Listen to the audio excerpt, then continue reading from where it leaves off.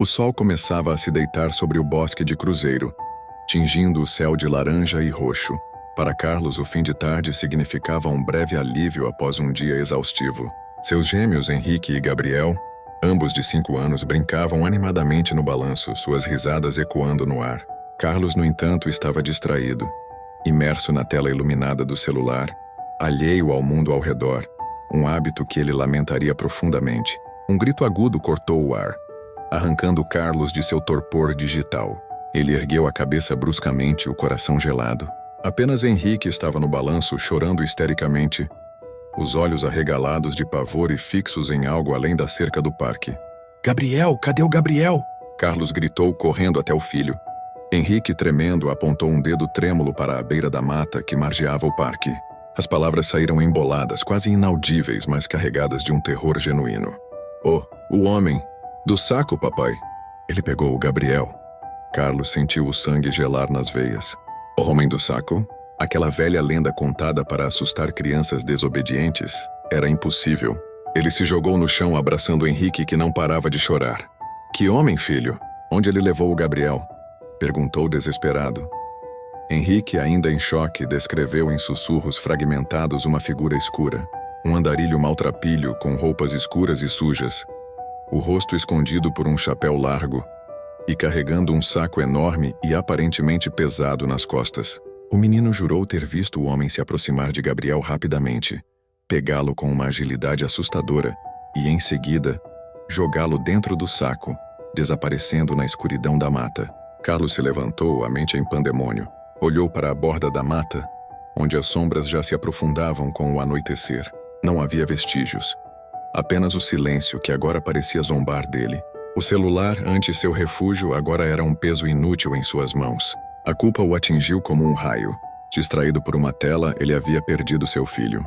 A lenda havia se tornado uma realidade cruel e inexplicável. E seu pequeno Gabriel fora levado para a escuridão por uma criatura de pesadelos. Após ouvir o relato aterrorizante de Henrique, o coração de Carlos se dividiu entre o pânico e uma fúria avassaladora. Ele agarrou o filho que chorava, correu como nunca e o deixou na segurança dos braços da esposa, que já o esperava aflita na porta de casa. Sem uma palavra, Carlos se virou e, com o sol já desaparecendo no horizonte, ele adentrou a mata escura que havia engolido seu filho. A escuridão, que antes era apenas a ausência de luz, se tornou um inimigo real. Carlos usou a lanterna do celular para iluminar o chão, procurando por qualquer rastro. Mas as folhas e a terra pareciam guardar o segredo da criatura. O ar frio e úmido da noite o envolvia, mas o que queimava era a culpa e o desespero. De repente ele viu algo. Uma trilha de folhas amassadas e pequenos galhos quebrados. Ele sabia que estava no caminho certo. A trilha o levou a uma clareira pequena e isolada. Lá, escondida por raízes e arbustos, havia uma toca, um buraco escuro e fétido na terra. O fedor de enxofre e algo putrefato o sufocou. Com o coração martelando no peito, Carlos apontou a luz do celular para dentro da toca.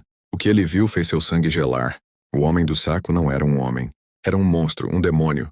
A criatura tinha a pele vermelha e escamosa, com chifres curvos e pretos que saíam da cabeça. Seu corpo era coberto por uma massa disforme de músculos retorcidos, e suas pernas terminavam em cascos de bode. Os olhos pequenos e vermelhos brilhavam com uma maldade pura. O saco, que ele havia imaginado ser de pano, era na verdade uma espécie de pele escura e áspera amarrada na ponta. A criatura estava agachada sobre o saco, e de dentro dele vinha um choro fraco. Era Gabriel, seu filho, vivo. A raiva substituiu o medo em Carlos. No mesmo instante, ele viu Henrique, ainda em choque, se mexer dentro do saco. A criatura levantou a mão para o saco. E Carlos não pensou 2 vezes. Com um grito de guerra misturado com o desespero de um pai, ele saltou para dentro da toca. Foi um salto de fé cego, movido por instinto. Ele se atirou contra as costas da criatura, usando o próprio corpo como um ariete. O impacto fez a criatura cambalear e ela soltou o saco. "Corre, Gabriel! Corre!" Carlos gritou enquanto agarrava a criatura. Gabriel, assustado, mas com a oportunidade de sua vida, rastejou para fora da toca. Ele olhou para o pai, que lutava contra o monstro, e para a luz pálida da lua que entrava na clareira. Com todas as suas forças ele correu. Correu pela mata, chorando e gritando, até que o som da luta se perdesse no fundo da floresta. O pequeno Gabriel, em pânico, correu sem rumo até avistar uma luz familiar. Era um carro e dentro dele uma mulher de aproximadamente 50 anos, desesperada. A mão dela no volante e o carro parado bruscamente, assustado. Henrique, que foi junto com a mãe ao ver a cena, grita: "Ele achou!" O menino mal conseguiu falar, mas apontou para a mata de onde vinha o som de uma batalha. Sua mãe, vendo o filho e a mulher desesperada à frente de seu carro, não pensou em fugir e, pela primeira vez em muito tempo, teve coragem. O grito de Carlos soou como um rugido, e ele sabia que havia trocado sua vida pela de seu filho. O monstro, mais forte e cruel do que qualquer coisa que ele já pudesse imaginar, se virou para ele, e a luta final havia começado. Com um grito de fúria e o desespero de um pai, Carlos se lançou sobre o monstro. O impacto fez a criatura cambalear, mas ela era forte, muito mais forte do que qualquer coisa que ele já tivesse imaginado. Com um rugido que cheirava a enxofre, o demônio se virou e desferiu um golpe com suas garras afiadas. A dor explodiu no abdômen de Carlos, quente e intensa, mas ele não soltou. Em um abraço de desespero, ele agarrou os chifres do monstro, tentando imobilizá-lo, trocando golpes cegos. O monstro, no entanto, era mais rápido e o jogou contra a parede da toca. A visão de Carlos turvou, o sangue escorrendo por seu rosto. Ele sabia que estava perdendo. A criatura se aproximou lentamente, seus olhos vermelhos fixos nele, como um predador saboreando a vitória. Mas então um som distante cortou a madrugada. Uma cacofonia de sirenes, vozes e luzes piscando que pareciam vir da estrada próxima. O resgate havia chegado. O monstro parou, com os ouvidos de cascos de bode virados para os sons. Um olhar de pura fúria e frustração passou por seus olhos vermelhos. Ele sabia que sua caçada havia terminado. Com um último rosnado de ódio, a criatura se virou e, com uma agilidade assombrosa, desapareceu na escuridão da mata, se tornando uma mera sombra. Carlos ficou ali ofegante e sangrando, com a dor do ferimento o consumindo. A luz pálida da lua era a única coisa que o impedia de perder a consciência. Com um último esforço, ele se arrastou para fora da toca, seu corpo se movendo por pura força de vontade. As primeiras luzes de lanternas o encontraram. Ele ouviu vozes familiares gritando seu nome. Ele levantou a cabeça e lá estavam eles. Seus filhos, Henrique e Gabriel, correndo em sua direção. Eles estavam a salvo. Em meio ao caos de paramédicos e policiais, a esposa de Carlos o encontrou. O alívio de vê-lo vivo a fez cair de joelhos, chorando. Ele a abraçou. A dor do ferimento e o medo da criatura se perdendo no calor de seu abraço. Carlos foi levado de maca para a ambulância, mas o que importava era que ele estava vivo. Ele tinha lutado contra um monstro, por seus filhos, por sua família. O terror daquela noite ficaria para sempre em sua memória, mas a coragem que encontrou para lutar também. Ele sobreviveu, e a lenda do Homem do Saco, que se tornou um pesadelo real, agora tinha uma nova página, escrita com o sangue e a coragem de um pai. A paz retornou a Lavrinhas, mas era uma paz frágil e silenciosa, como a calmaria antes de uma nova tempestade. Meses se passaram desde a noite em que Ernesto, o velho fazendeiro, enfrentou e abateu a criatura de pesadelo que assombrava sua propriedade. A cicatriz em seu braço era um lembrete físico do embate, e a lembrança do cheiro pútrido da besta ainda assombrava seus sonhos. A solidão, antes um fardo, agora era um refúgio. Ele cuidava de suas novas criações, sempre com um olho na mata e a espingarda ao alcance. Mas a tranquilidade parecia ter voltado a seu lar. O terror, no entanto, não havia deixado a região. Apenas se escondeu. Os primeiros sinais foram de novo sutis, mas logo se tornaram brutais. Galinhas e cabras foram atacadas, mas desta vez, os corpos não estavam apenas drenados. Estavam dilacerados com fúria. A matança era uma carnificina desnecessária e cruel. Não havia perfurações limpas. Apenas o horror de uma ferocidade cega. A nova criatura era maior, mais forte, e seu ataque era um ato de pura violência, não de mera subsistência. O medo que Ernesto pensava ter superado voltou com uma intensidade arrepiante. O velho fazendeiro sabia que não era a mesma criatura. O que quer que estivesse espreitando nas sombras agora era diferente. Mais feroz, mais perigoso. Os sussurros de um novo pesadelo ecoavam novamente pelas colinas. Mas, para Ernesto, não eram apenas rumores. Eram uma afronta. Sua vitória na noite anterior parecia um mero prelúdio, e o destino o impelia a uma nova caçada. Ernesto, sentindo o peso dos anos e da nova ameaça, Limpou mais uma vez sua velha espingarda. Seus olhos, endurecidos pela dor e pela vida, fixaram-se na escuridão da mata. Ele não podia mais fugir, não podia ignorar.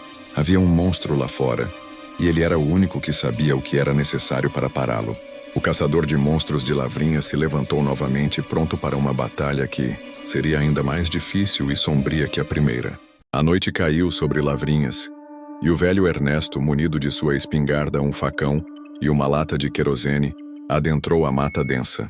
Desta vez sua estratégia seria diferente. Ele sabia que a criatura era mais astuta e feroz. Arrancando uma cabra de seu rebanho, ele a amarrou a uma árvore e se escondeu em meio à vegetação, esperando. O tempo parecia parar. O único som era o balido assustado da cabra e o coração de Ernesto batendo no peito. De repente, um farfalhar de folhas mais alto e mais próximo do que o normal. O cheiro pútrido voltou, e com ele, uma figura emergiu das sombras. A criatura era imponente. Tinha o corpo forte e robusto, com espinhos escuros e rígidos nas costas que pareciam lâminas. Sua pele, de um tom cinza acinzentado, era grossa e coberta de cicatrizes. Sua cabeça era grande, com uma boca cheia de dentes enormes e presas afiadas que se projetavam para fora. Os olhos pequenos e vermelhos brilhavam com uma maldade pura. Ao ver a cabra indefesa, a criatura soltou um rugido baixo e avançou. Ernesto não hesitou. Antes que a fera pudesse alcançar o animal, ele mirou e disparou sua espingarda. O estampido ecoou pela mata. A bala atingiu a criatura no ombro, mas ela, mesmo ferida, não caiu. Com um guincho de dor e fúria, ela se lançou contra o esconderijo de Ernesto, que foi jogado para longe pelo impacto. O velho fazendeiro caiu com força, sentindo uma dor aguda nas costas. Ele se levantou ofegante, com o sangue escorrendo do ferimento. Mas a criatura não estava morta e ele sabia disso. Ele pegou a lata de querosene, a abriu e a jogou contra a criatura. O líquido se espalhou pelo corpo da besta. Com um último tiro certeiro, Ernesto atingiu a criatura e a faísca da bala ateou fogo nela. O inferno se instalou na mata. A criatura, envolta em chamas, guinchou de dor e se debateu. Um espetáculo macabro de terror e agonia. O velho fazendeiro, ferido e exausto, assistiu a criatura morrer. O cheiro de carne queimada e querosene tomou conta da floresta. Ernesto, ferido, mas com a cabra a salvo, caminhou de volta para sua casa. O sangue em suas costas, a dor e a fumaça de querosene se misturavam na sua mente. Ele havia se provado novamente, enfrentando e vencendo a escuridão. O caçador de monstros de Lavrinhas havia triunfado, e o terror finalmente havia sido aniquilado.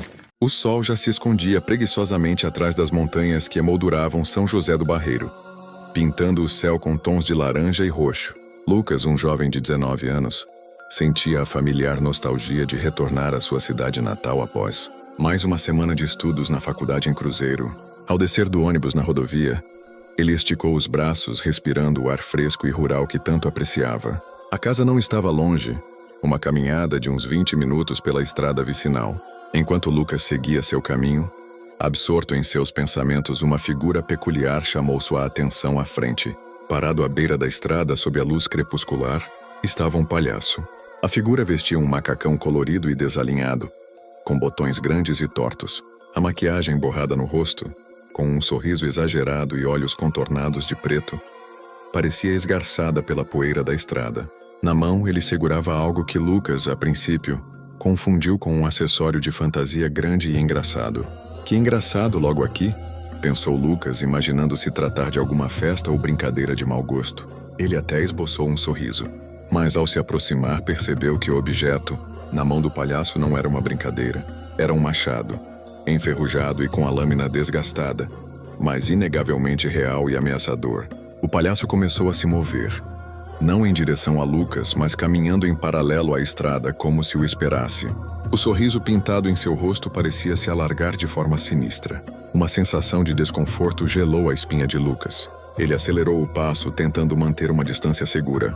Foi então que o palhaço virou-se bruscamente e começou a perseguir Lucas, correndo desajeitadamente em sua direção, o machado balançando em sua mão. Aquele não era um palhaço de festa. Aquele era um pesadelo correndo em sua direção na estrada solitária de São José do Barreiro. O sorriso pintado agora parecia uma máscara de pura maldade, e Lucas sabia, com um medo paralisante, que sua volta para casa havia se transformado em uma luta pela sobrevivência. A adrenalina de Lucas o impulsionava. Ele corria desabaladamente, o som de seus próprios passos abafado pelo rugido do sangue em seus ouvidos. Sua mente revivia a imagem do palhaço com um machado. Depois do que pareceu uma eternidade, a curiosidade e o medo o fizeram olhar para trás. A estrada estava vazia.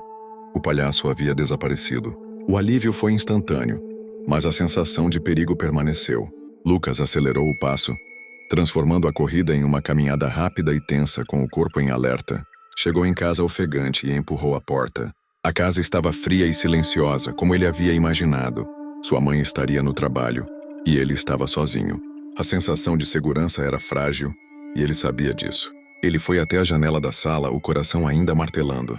O sol já havia se posto e as sombras da noite começavam a tomar conta da estrada. Ele olhou para fora, procurando por qualquer sinal da figura colorida e assustadora. E foi então que ele o viu. O palhaço estava de volta, parado no meio da estrada. Ele não estava correndo nem com um machado. Ele estava lá, parado, olhando para a casa. Seus olhos pareciam perfurar a escuridão, e o sorriso pintado em seu rosto parecia se alargar. Com um gesto lento e deliberado, o palhaço levantou a mão e acenou para Lucas. Não era um aceno amigável, mas uma saudação sinistra. Um cumprimento que parecia dizer: "Eu sei que você está aí." O medo de Lucas se transformou em terror puro. Ele sentiu que o palhaço estava zombando dele. Depois de acenar, o palhaço se virou e caminhou em direção a um canavial que margeava da estrada. A figura colorida desapareceu lentamente entre as hastes altas e secas, como se a terra o tivesse engolido. O silêncio voltou, mas agora estava carregado de uma ameaça que Lucas jamais esqueceria. Ele sabia que o palhaço não havia sumido. Ele estava lá, esperando o momento certo para voltar. O ano de 1940 em Queluz era um tempo de esforço e simplicidade, onde a vida era movida pela força do trabalho e pelo calor do lar. José, um homem de ombros largos e mãos calejadas, era a prova viva disso. Ele trabalhava dia e noite para dar uma vida digna à sua esposa, Maria, e aos seus 2 filhos. Após meses de busca, ele finalmente conseguiu o que parecia ser a oportunidade perfeita. Uma casa no final de uma rua de terra, isolada, mas com um bom preço. A propriedade, embora um pouco desgastada pelo tempo, tinha um terreno espaçoso e era perfeita para um novo começo. A família se mudou com o coração cheio de esperança. Maria estava feliz, as crianças corriam pelo quintal e José sentia um orgulho genuíno. A casa, no entanto, tinha um ar melancólico. O vento que soprava ao redor parecia sussurrar, e a madeira rangia de uma forma que José tentava ignorar. Em uma tarde, ao tentar limpar o terreno, ele se deparou com uma área cercada por mato alto. Ele usou o seu facão para cortar os galhos, e o que ele encontrou o fez gelar. Havia pedras retangulares desgastadas com nomes e datas quase ilegíveis. Era um cemitério antigo, esquecido e coberto pela vegetação. José sentiu um calafrio, mas como um homem prático, ele resolveu esconder a descoberta da esposa e dos filhos, para não assustá-los. No entanto, o segredo não ficou enterrado por muito tempo. Na primeira noite, José acordou com um som que parecia vir do chão, um som de arrasto, como se algo estivesse tentando subir debaixo da terra. Ele levantou-se e se aproximou da janela. Não viu nada. Pensou que era o vento e tentou voltar a dormir. Mas a cada noite o som ficava mais alto e insistente. Maria, que a princípio achava que era sua imaginação, também começou a ouvir os sons. As crianças, por sua vez, diziam que sentiam um cheiro de terra molhada e mofo, o que fazia com que eles se sentissem mal. O terror se instalou na família. O que José pensava ser apenas o vento se tornou algo vivo e ameaçador. O som do arrasto se tornou mais claro, vindo do porão, e o cheiro de decomposição era tão forte que a família não conseguia mais ficar na sala de jantar. José, que já não conseguia mais ignorar o problema, desceu para o porão com a certeza de que encontraria algum animal, mas o que ele encontrou o fez perder o fôlego. No meio do porão, no chão de terra batida, havia um buraco, e do buraco saía um braço. Não era o braço de um animal, era o braço de um ser humano, mas a pele era seca e ressecada, como a de um cadáver. O braço se contorceu, e a criatura, com um som de ossos se quebrando, começou a subir. José, aterrorizado, fechou a porta e a trancou. A partir daquele momento, a vida da família se tornou um pesadelo. A criatura, um corpo seco, subiu do porão para atormentá-los. A criatura, que tinha o corpo retorcido e a pele seca e escura, Parecia buscar algo, mas não conseguia. A casa inteira se tornou o palco do terror. O som de arrasto vinha de todas as partes. E o cheiro de decomposição era insuportável. José, em uma noite de desespero, pegou a espingarda e desceu ao porão, decidido a acabar com a criatura. Mas a criatura não era um ser humano. A criatura se esquivou dos tiros. E com um som de ossos se quebrando, ela o agarrou. A pele da criatura era fria e seca. E o toque dela fez com que José sentisse um calafrio que o fez perder as forças. Mas a criatura não o matou. Ela apenas o jogou de lado e se virou, subindo as escadas em direção ao quarto das crianças. José, em um ato de desespero, correu para a sala e pegou uma cruz de madeira que estava na parede. Ele subiu as escadas e viu a criatura tentando abrir a porta do quarto das crianças. Ele soltou um grito e a criatura se virou. O corpo seco com a pele seca o olhou, e o cheiro de decomposição se intensificou. José levantou a cruz. A criatura, com um som de dor, recuou. Ela soltou um grito, e o corpo retorcido da criatura começou a se contorcer, emitindo sons de ossos se quebrando. O corpo seco, com o corpo desintegrado, caiu no chão, e o cheiro de decomposição desapareceu. A família, assustada, se abraçou. Eles sobreviveram, mas o terror ainda não havia acabado. José, com o coração partido, percebeu que a casa era amaldiçoada. Ele sabia que a criatura não morreu, mas que ela apenas retornou ao porão. A maldição da terra seca era real, e eles estavam presos a ela. A Serra da Mantiqueira, na região de Cruzeiro, com sua beleza imponente e matas densas, era o destino escolhido para o acampamento de Lucas, Jonas e Tiago. Jovens na casa dos 20 anos, buscavam uma aventura em meio à natureza, longe do barulho da cidade. A tarde transcorreu em meio a risadas, montagem das barracas e a promessa de uma noite estrelada. Com o cair da noite, a temperatura despencou, e a fogueira crepitante se tornou o centro de seu pequeno universo iluminado. Enquanto compartilhavam histórias e assavam marshmallows, o silêncio da serra foi brutalmente quebrado por um grito apavorante, vindo de algum ponto profundo da mata que o cercava. O som era carregado de puro terror, fazendo com que os três amigos se entreolhassem com o coração acelerado. A curiosidade e a adrenalina venceram o medo inicial. Munidos de lanternas hesitantes, Lucas, Jonas e Tiago adentraram a escuridão da mata, seguindo a direção de onde o grito havia ecoado. A cada passo, o silêncio se tornava mais opressor, amplificando o som de seus próprios corações batendo forte. De repente, entre as árvores sombrias, eles viram uma figura alta e magra, com uma silhueta disforme contra a luz fraca da lua que escapava entre as folhas. A criatura parecia ter saído diretamente de um pesadelo. Seus cabelos longos e emaranhados caíam sobre seus ombros como uma cascata escura e suja, quase alcançando o chão. As unhas, visivelmente extensas e afiadas como garras, brilhavam levemente na escuridão. Sua pele parecia ressecada e pálida, esticada sobre os ossos, dando-lhe uma aparência cadavérica. Em sua cabeça repousava um velho chapéu de palha, desalinhado e sombrio. A criatura parecia emanar uma aura de abandono e terror.